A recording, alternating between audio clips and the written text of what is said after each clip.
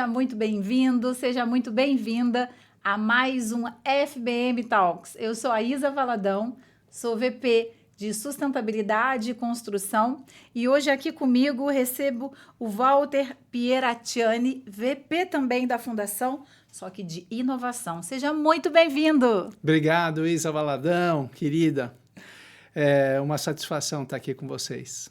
Olha, a satisfação é toda minha, porque esse cara tem um currículo, apenas 45 anos de experiência. Não é pouca coisa verdade, não, né? É verdade. Meu Deus do céu. Walter, fala um pouquinho para mim, para essa turma que está assistindo a gente, como é que foi essa sua trajetória até chegar aqui? Você fez faculdade, começou com... Eu comecei como engenheiro mecânico nas áreas de P&D, trabalhei numa multinacional, na Pirelli, por alguns anos, e depois tive passagens pelo governo e fui abrir a minha empresa de consultoria 34 anos atrás. A primeira empresa do Brasil especializada em gestão da inovação. Era uma coisa que ninguém sabia o que era em 92. Eu tinha passado 4 anos em Milão, no exterior, no Centro de Pesquisa e Desenvolvimento da Pirelli, uma das empresas mais inovadoras do mundo naquela época, na década de 70, 80. E então eu voltei para o Brasil com esse sonho de transformar empresas comuns em empresas inovadoras, em usinas de inovações. Uau! E aí, para mim, para o ouvinte e leitor, gente, para o ouvinte, ouvir a palavra inovação hoje é uma coisa um pouco comum. Muito. Agora, 35 anos... 40. 35 anos é a consultoria. A consultoria.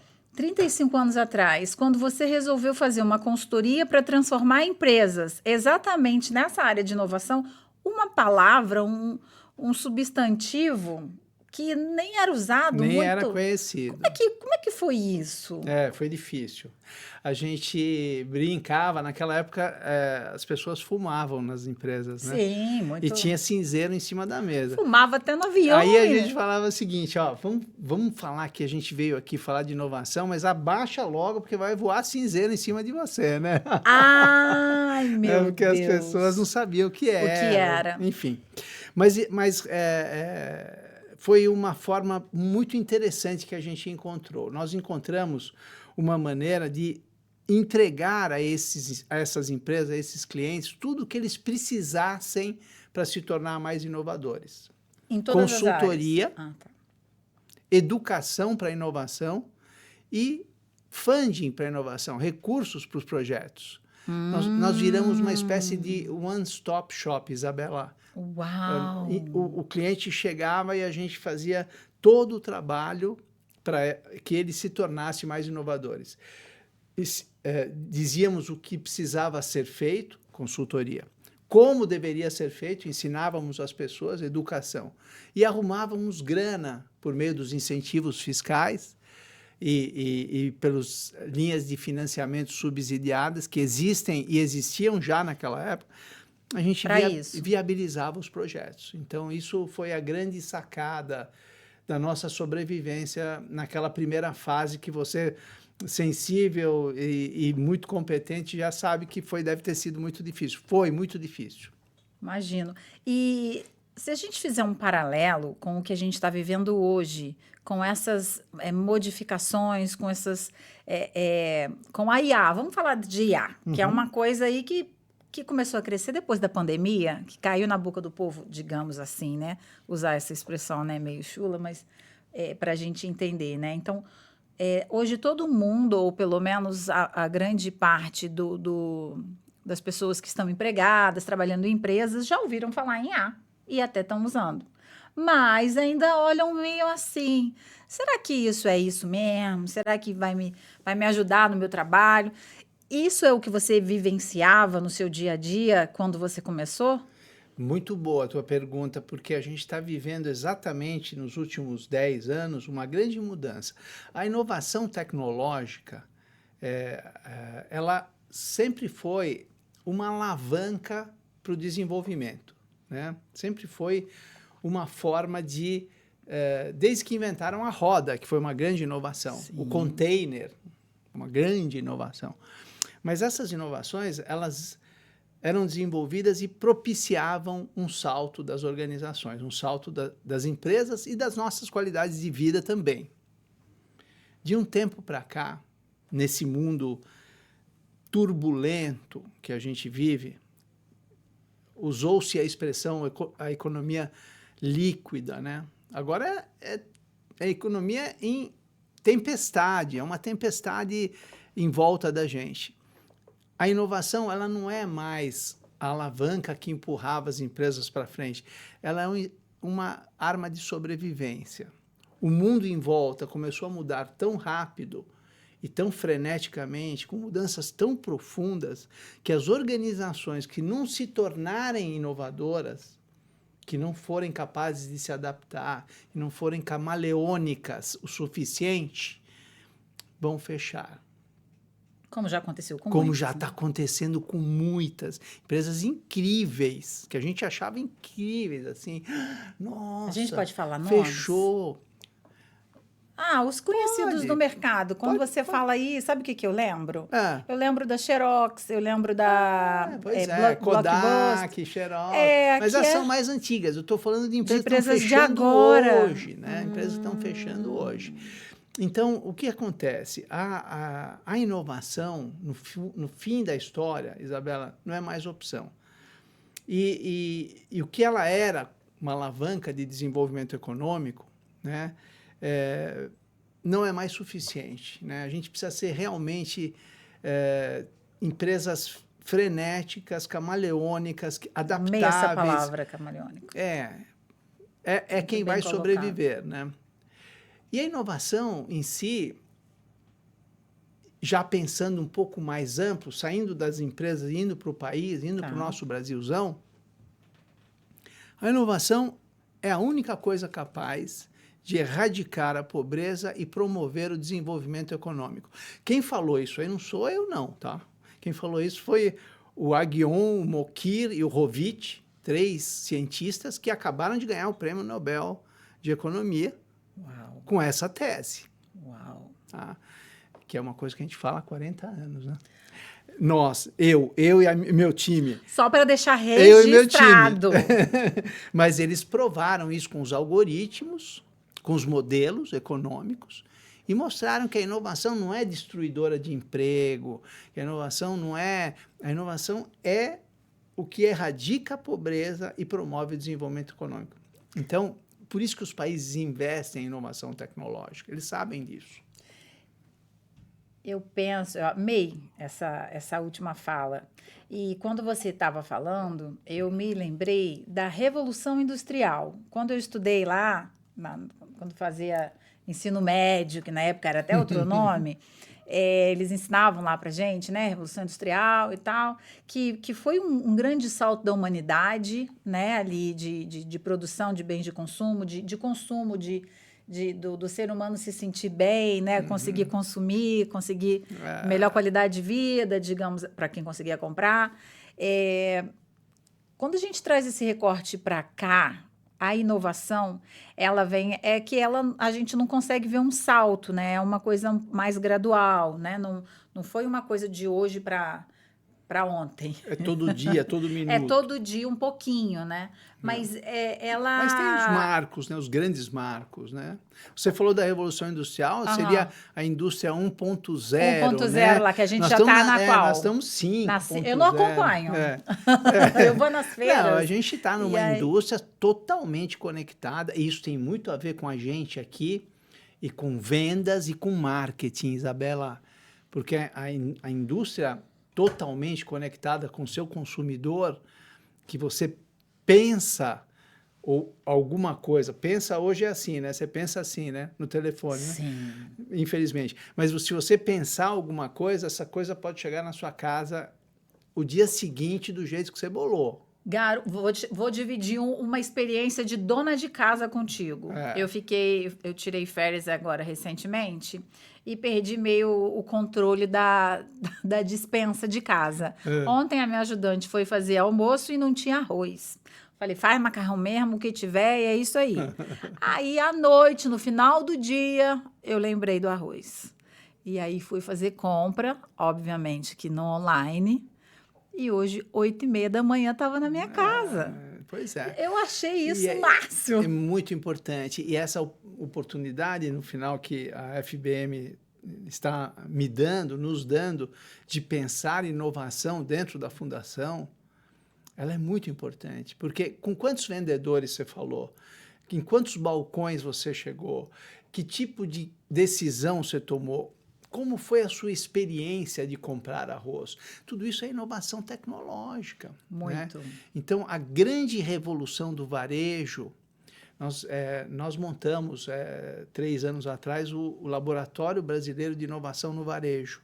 Ai, que legal. Contratados pelo governo federal, pela Agência Brasileira de Desenvolvimento Industrial. Que legal. Que era um polo de descoberta, de aprendizado, onde os varejistas vinham ver as novas tecnologias que existiam, e como eles poderiam fazer a revolução no negócio deles. Né? Então, óticas, lojas de vinho, completamente diferentes do que são hoje. Vários nichos, né? Vários nichos, várias tecnologias, várias startups prontas para ajudar, com realidade ampliada, enfim, com tecnologia pura, porque o varejo, como a gente cresceu e aprendeu, mudou. Não tem espaço para ele mais, né? Mudou. Para aquela, em frente à casa da minha avó, tinha uma venda, e aí eu ia lá, anotava na conta da minha avó para comprar na caderneta para comprar chocolate. Eu gostava de um doce tipo um pé de moleque lá. E aí, ó, só de falar eu lembro. E aí, isso não existe mais. Mas aí o contato humano, a gente está falando de sociedade, a gente está falando de essa inovação nunca vem na nossa cabeça fora da tecnologia, está sempre amarrada, né, com a tecnologia. Muito amarrada, Mas há quem diga que a gente vai ficando uma sociedade cada vez mais fria. O que você acha disso? Interessante. Outra pergunta inteligentíssima. Existem vários tipos de inovação, né? Várias estratégias de inovação. Uma delas, que a gente trouxe para o Brasil em 2002, que foi criada no Instituto de Design e Inovação do Politécnico de Milão.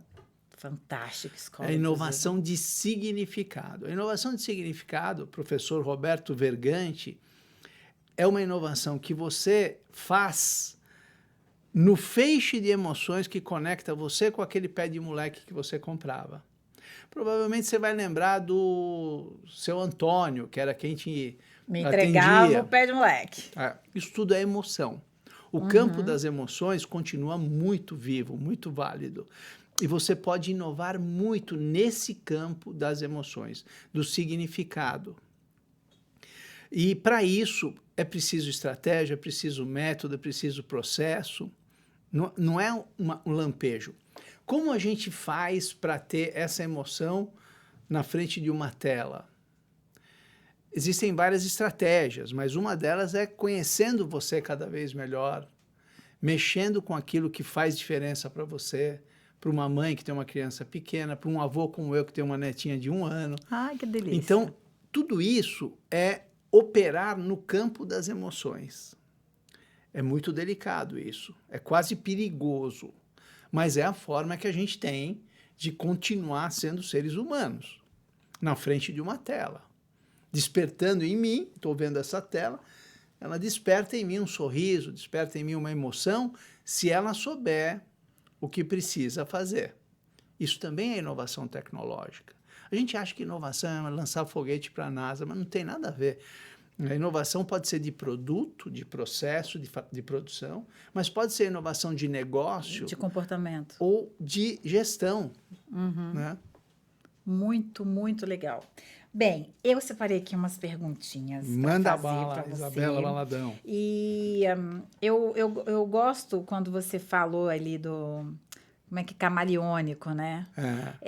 Das empresas que precisam se adaptar e principalmente e aí eu fiz a relação com o modismo, né? Porque existem as palavras que entram na moda, as ações que entram na moda, mas inovação não é um modismo, não é uma modinha, ela faz, está intrínseco Uma tendência. tá intrínseco com a história da sociedade moderna. Totalmente, totalmente. Bem, ó, então vou fazer aqui a primeira pergunta, viu? Fica à vontade para responder do jeito que você quiser. Muita gente associa inovação apenas à tecnologia. Você acabou de dizer isso. O que de fato caracteriza uma empresa inovadora hoje? E aí eu vou emendar uma outra pergunta que me correu aqui agora, que é a palavra startup. Depois eu queria que você Claro. explicasse o que é essa bendita de startup, porque tem um monte de gente, incluindo eu, que eu acho que não entendeu exatamente o que significa. Então, o que faz uma empresa ser inovadora hoje? Muito interessante. A pergunta, nós nos fizemos essa pergunta por volta de 1996, 97. Eu lancei o meu primeiro livro, Usina de Inovações. Usina de Inovações, em 98. Não, 2002 eu lancei o livro. Comecei a escrever em 98 e acabei em 2002. E a gente perguntava o que a empresa inovadora tem que a empresa comum não tem. O que a Embraer tem que as outras não têm? O que a Natura tinha que as outras não têm? O que a Nestlé tinha que as outras não têm? E um grupo de pessoas, comigo, professores, junto comigo, no Fórum de Inovação da Fundação Getúlio Vargas, que nós criamos e que foi o primeiro fórum a discutir isso no Brasil, chegou a algumas conclusões. E a gente chegou à conclusão que havia 4 grandes componentes nessas empresas. Primeiro, elas tinham uma estratégia de inovação. Elas sabiam onde elas queriam chegar com a inovação. Número 1, uma estratégia de inovação. Embaixo dessa estratégia de inovação, havia 3 grandes subsistemas, 3 grandes componentes. Pessoas capazes de inovar e livres para inovar. Então, o primeiro é um P, pessoas. O segundo, processos. Práticas que conseguissem transformar as ideias em soluções. As ideias em novos negócios, novos produtos, notas fiscais novas. Tá? E o terceiro era conexões com o meio ambiente. As empresas inovadoras eram muito conectadas. Conectadas com a universidade, doutora, pós-doutora, conectada com as startups, naquela época ainda não havia esse movimento. Existia. O primeiro movimento de startup, de conexão, corporação, startup, nós lideramos em 2014.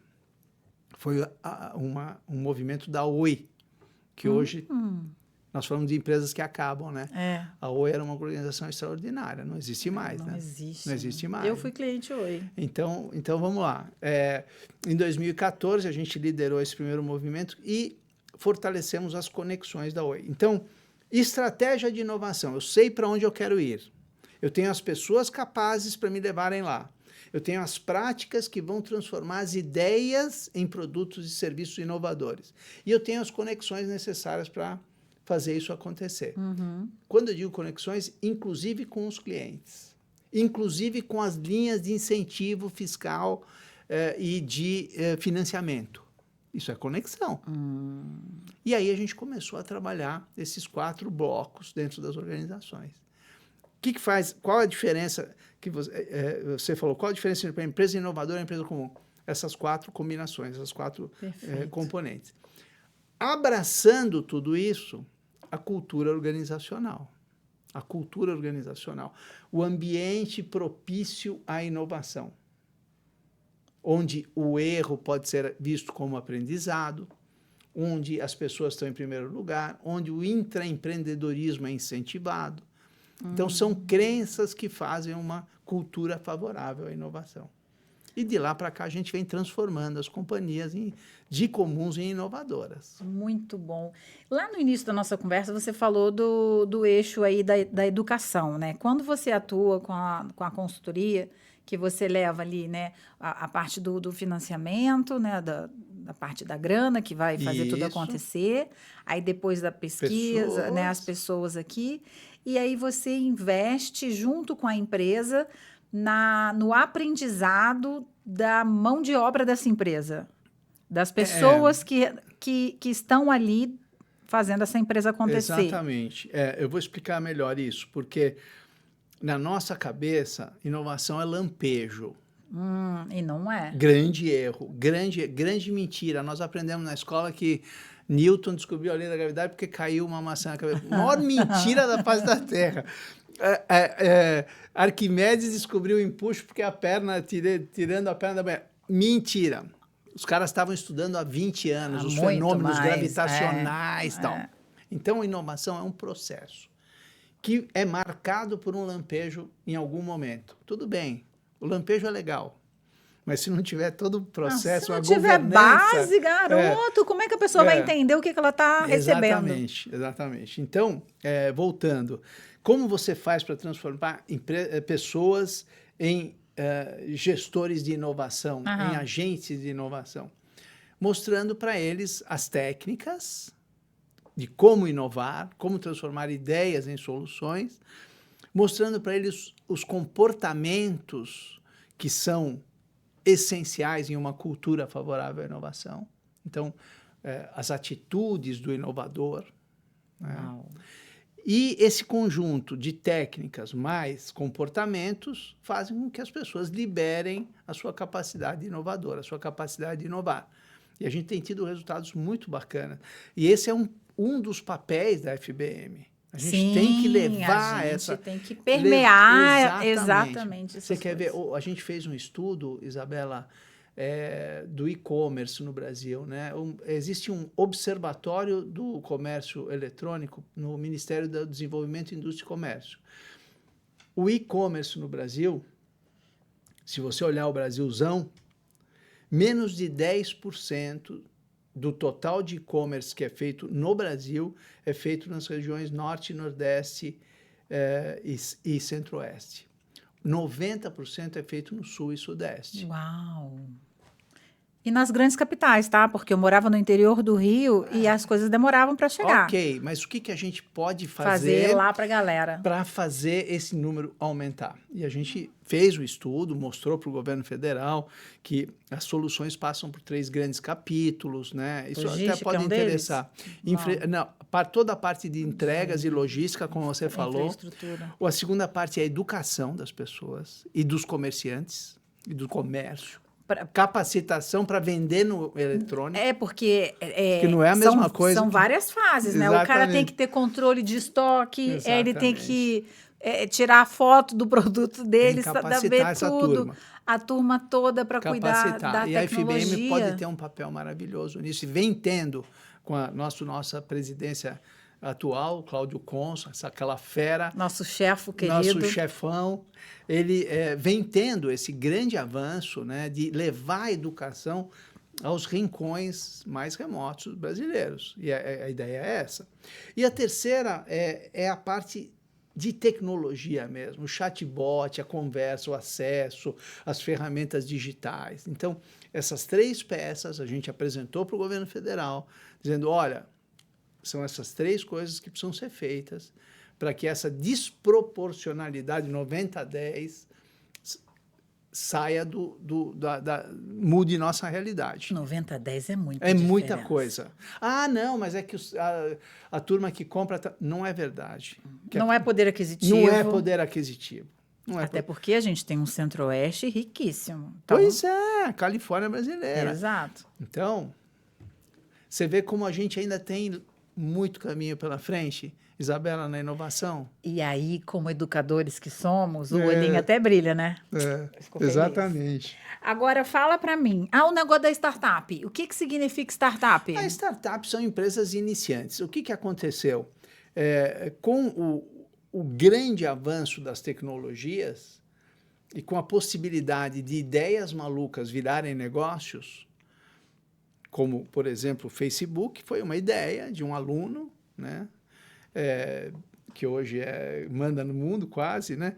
Mas uma ideia maluca que a tecnologia propiciou que ele transformasse em empresa. Startup é isso, não tem nada de fascinante a não ser inovação em negócios. Você se lembra que eu falei das 4 inovações? Inovação em produto e serviço, na horizontal. E inovação na forma de produzir esse produto. Mas na vertical existe a inovação em gestão, embaixo, Tá. e em negócio em cima. Então, o que aconteceu? Criaram-se milhares de novos negócios, que são ideia mais tecnologia igual negócio, Tá. que são as centenas de milhares de startups no mundo que acontecem, muitas vezes comandadas por jovens empreendedores que conseguiram dominar tecnologias-chave. É bom ter isso por perto? Muito bom.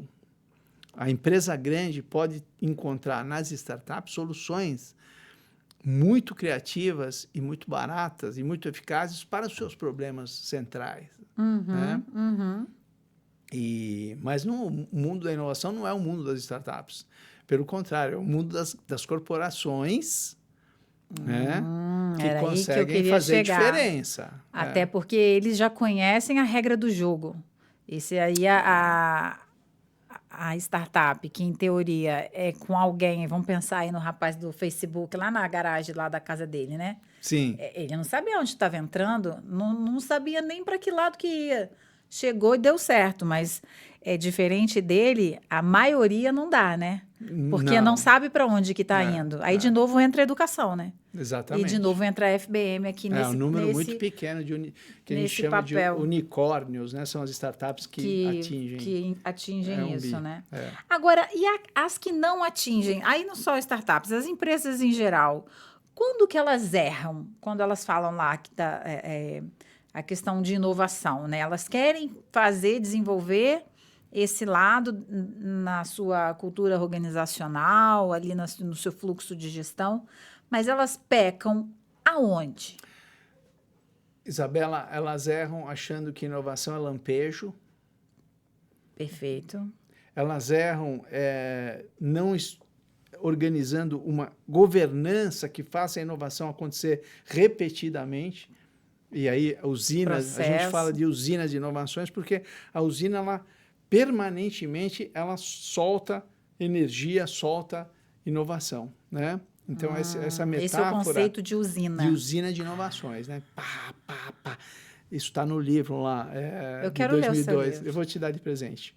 E então, elas fazem esses grandes erros, acham que é lampejo e não investem em governança da inovação. Segundo, acham que é risco e caro e não colocam recursos, tá? E, de fato, tem um pouco de risco na inovação? Sempre tem. Não existe inovação sem risco. Não existe. Mas é justamente a inovação que promove as maiores margens de contribuição. São os produtos mais inovadores que você ganha mais, né? Isso é sabido de todos nós. Então, são esses grandes erros. Deixar a governança de inovação de lado, achar que é caro e arriscado, não cuidar das pessoas para que elas inovem. A inovação é quase quântica, né? Ela vem meio que do coração, da inspiração das pessoas. Mas se você não cuida das pessoas... Ela não vai ter... Não vai acontecer. Meu marido é psicólogo. E aí ele sempre fala comigo do tal do ócio criativo. Ah, muito bom. E aí... Domênico Di Masi, criador desse conceito. Pois é. Faleceu recentemente. Ah, é? E a gente tem uma ideia de que esse conceito é bem, bem, bem antigo, né? E ele é contemporâneo. E eu sou uma pessoa que estou sempre em ação, querendo fazer as coisas e tudo mais. E aí, na hora que eu me pego toda enrolada, não sei para onde ir, aí tem que parar. E aí é a hora que a gente entende que esse ócio criativo, de fato, acontece. E por que eu lembrei dele, né? Porque a gente está falando de pessoas, e aí você falou da criatividade, de colocar as coisas para funcionar. A gente, ainda há pouco, falamos de resolver problemas. Isso. Se você não tiver com a cabeça tranquila, não dá para resolver problema e muito menos ter criatividade. E a empresa que tem essa cultura... Me corrija, tá, se eu estiver errada. E a empresa que tem a cultura organizacional de cuidar do seu funcionário, de dar um bom plano de saúde, de ter uma alimentação bacana na hora do almoço, por exemplo, um lugar para a pessoa jogar. Eu já fui em várias empresas que tem até mesa de totó e tal. Eu acho isso mó barato. E eu não entendi o porquê até parar para pensar no tal do ócio criativo, que é muito mais do que só isso, que, dentro desse viés que a gente vem construindo aqui. É isso mesmo? A inovação ela é puxada por uma dor, né? É uma palavra horrível, mas as startups me falam a sua dor aí que eu vou resolver. Ficou na moda essa frase, né? Inclusive. É feia, mas ficou. E ela precisa ter o seu momento criativo, o seu momento de desprendimento para que a gente consiga construir.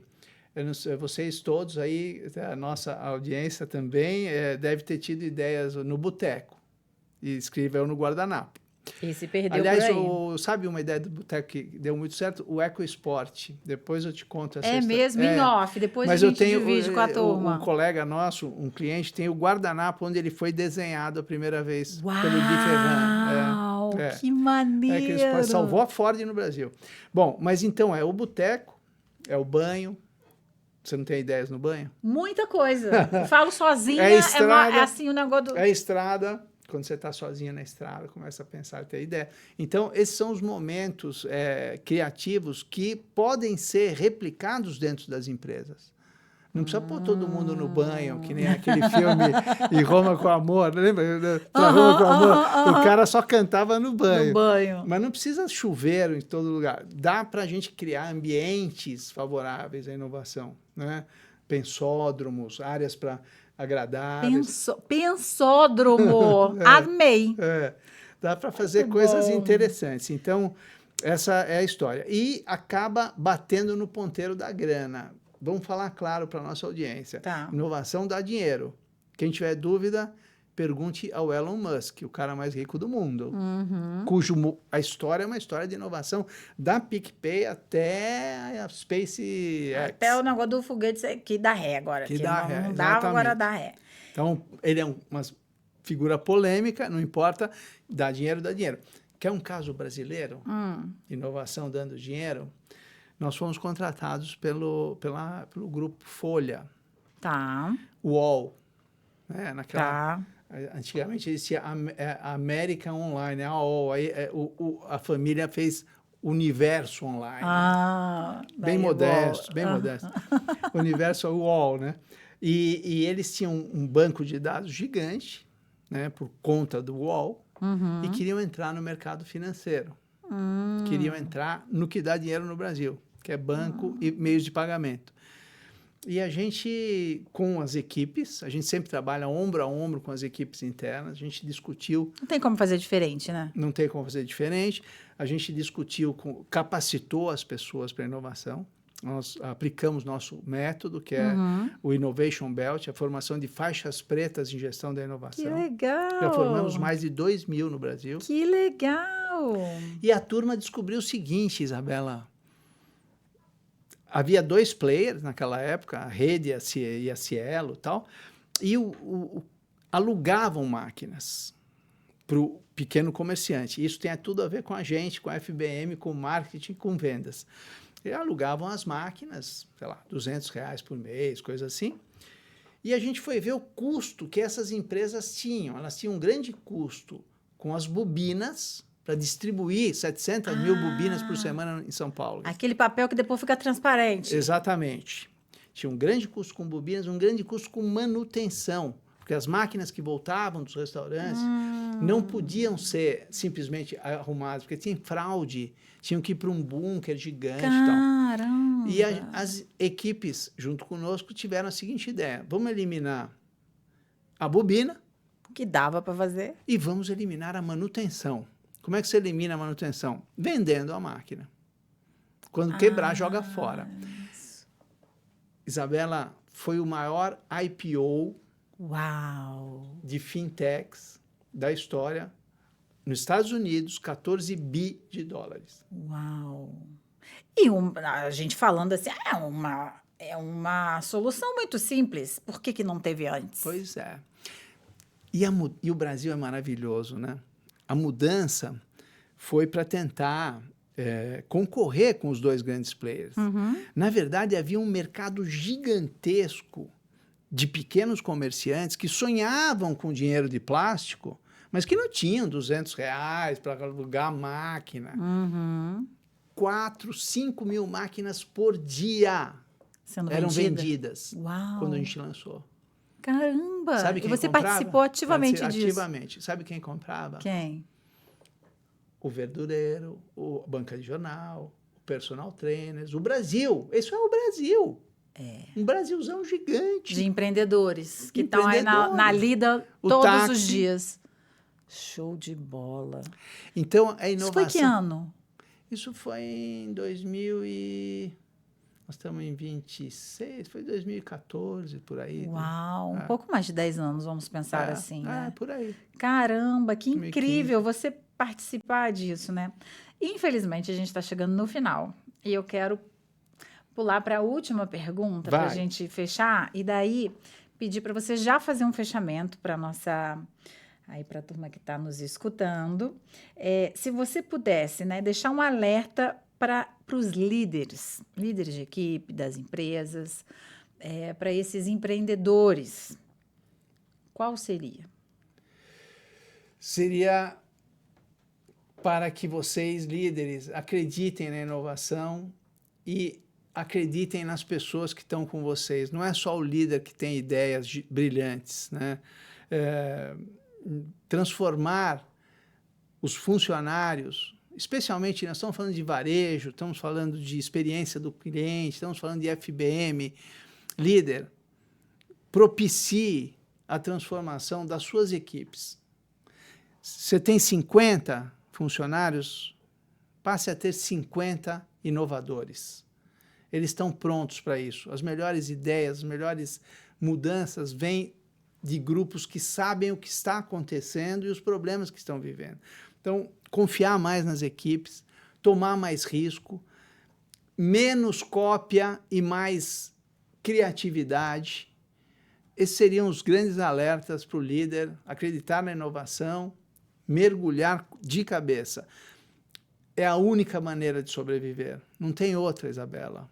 Então, ficar na defensiva, fechar-se em copas, num mundo como o nosso hoje, significa morrer. Então, tem que partir para o ataque, não tem jeito. Tem que se atualizar, tem que correr atrás das tecnologias. Parecem, caras, são super acessíveis, super baratas, super fáceis de usar. O varejo vai mudar completamente nos próximos 5 anos.